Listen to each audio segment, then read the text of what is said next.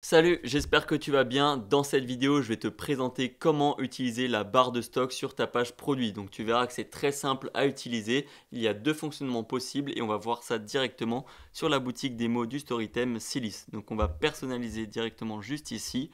On va aller sur une page produit et ajouter une barre de stock. Alors moi, je vais l'ajouter juste ici. On va écrire stock dans les blocs de la section produit. Ici, on voit notre barre de stock qui s'affiche. Donc quand on clique dessus, on peut déjà modifier le texte, hein. Par exemple, on peut mettre il reste seulement seulement dollar quantité, pardon, crayon en stock, par exemple. Ou je peux mettre produit en stock. On va mettre ça plutôt, ça va être plus général. Il reste seulement 44 produits en stock. Donc on enregistre, on peut voir ici, on peut bien évidemment modifier la couleur de la barre de stock, on peut mettre un arrière-plan secondaire, etc., etc. Mais maintenant pour gérer le stock, donc là on peut voir qu'il y a 44 produits en stock.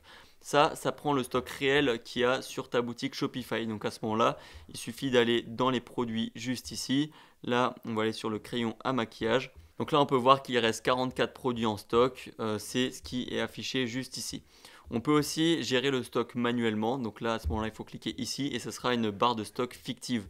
Donc là, par exemple, si je veux un stock de, par exemple, seulement 6 produits, je descends ici à 6 et ça sera écrit il reste seulement 6 produits en stock.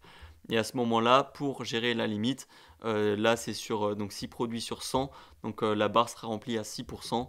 Si tu veux une barre encore plus vide, tu peux augmenter, par exemple comme ça, ou tu peux la diminuer si tu as envie. Ça c'est comme tu préfères, mais généralement on laisse à 100, c'est un petit peu plus simple.